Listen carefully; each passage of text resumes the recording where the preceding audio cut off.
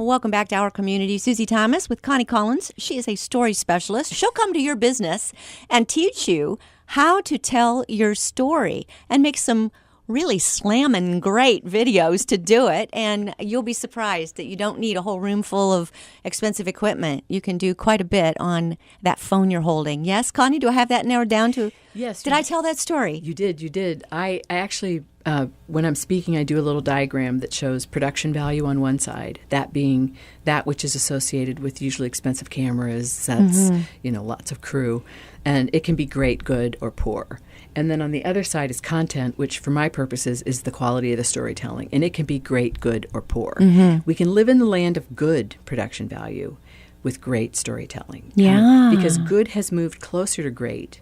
Now that there's so much video out there that cameras are so accessible, good is great, actually, in our opinion. But the storytelling has to be fantastic. Right, because great production value and a story It's a waste of money. is a total waste of money. Yeah. Like you say, if you can get around the audio part and figure out how to do audio. I know a lot of people are inserting the words underneath or, with music and so forth.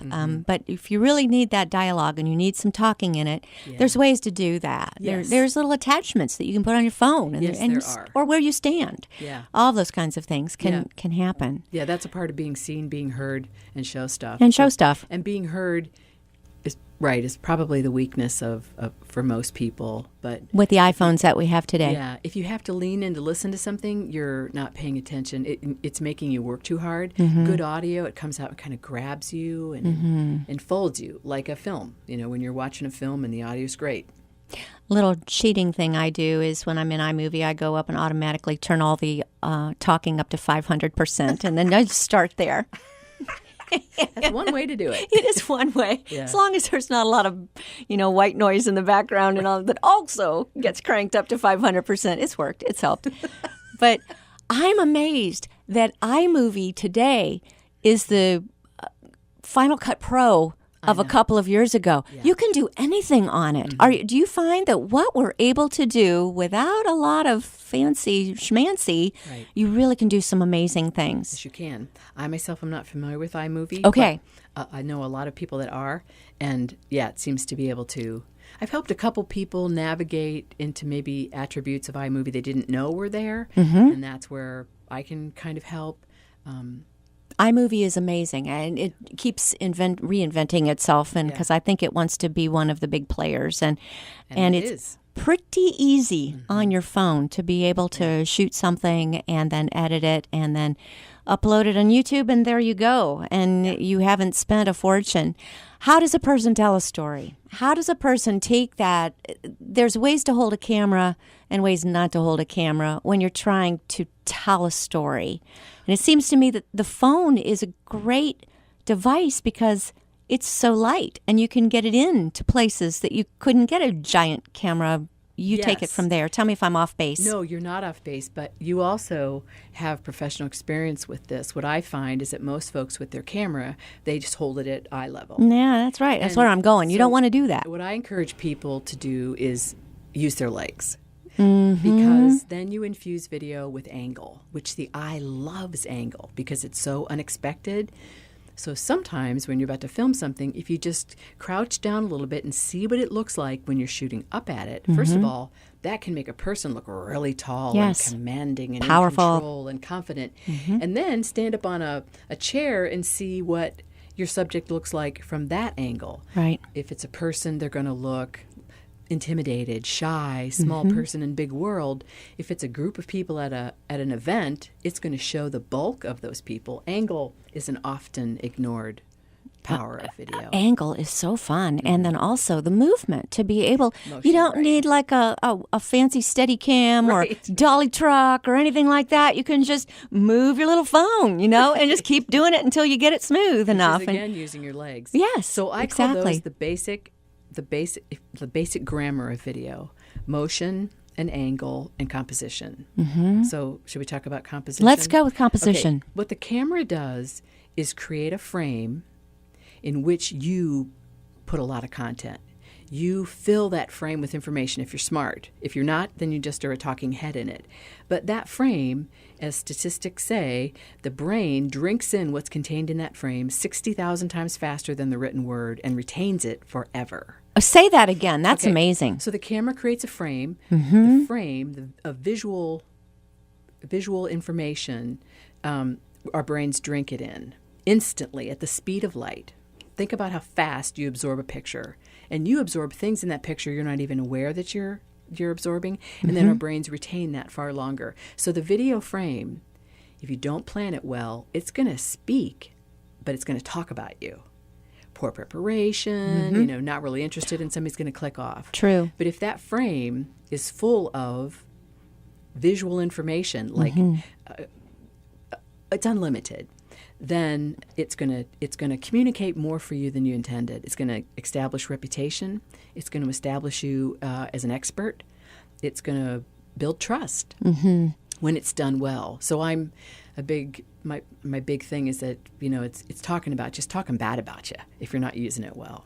Right. It will be counterproductive if to put up something that's just not well done at all.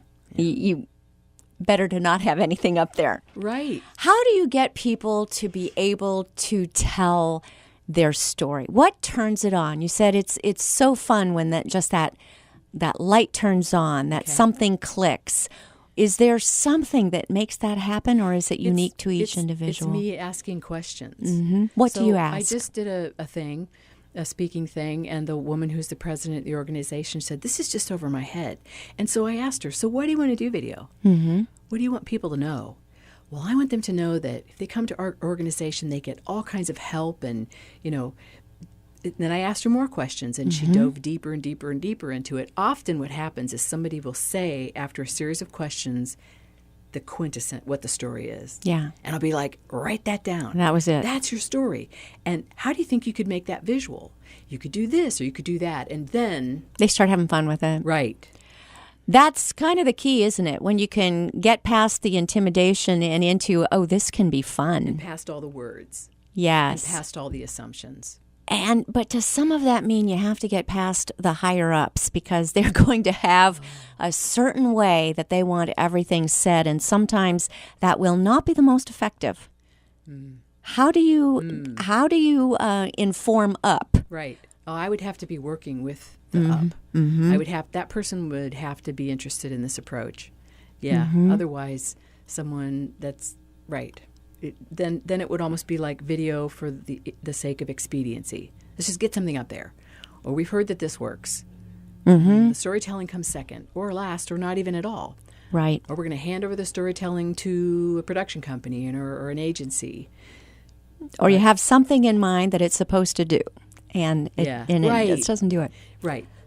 The end result, you're thinking about the result versus the process, and investing yourself in the process. Connie, how do we get you to come to our business and work with us? You just give me a call. Okay. How do we reach you? Okay. My website is ConnieCollinsLLC.com. ConnieCollinsLLC.com. Okay. And that's all spelled the way it sounds, right? Yeah. Connie at is my email address then. Connie at that. And what kinds of preparation should we bring? What kinds of things should we ask ourselves before we come see you? Good question. What problem are you trying to solve? Okay. Why use video at all? Why are you here? Why are you even asking for video? Okay. Those two things. The rest of it, they kind of can't prepare for. Okay, and just prepare to have a great time. Yeah, prepare to have let a great your guard down. Yeah, and it can be challenging because when I keep asking and pressing past the answers that I get, that can be a little frustrating, but it always, always pays off. Is there a wall? Is there a wall that you hit and then you have to get over that wall? Yeah, that's what the questions I ask are pushing past words that don't have meaning in them yet. So often that's a mission statement.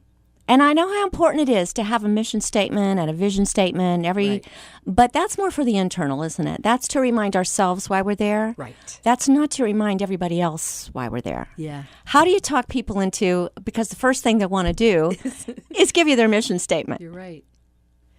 Somehow my pressing for meaning is how it works. I can't tell you exactly, and oftentimes in the process, I'm wondering if there's anything else, but I have never been disappointed. Yay. So for some reason, I have that knack of pressing past something I'm told, but why, and then keep boom. asking. Yeah, and then they find it. And just finding it once seems to help them find it again and again and again. Awesome. Thank you. Go to ConnieCollinsLLC.com. Thank you so much, Connie, for all you do in our community. Thank you, Susie.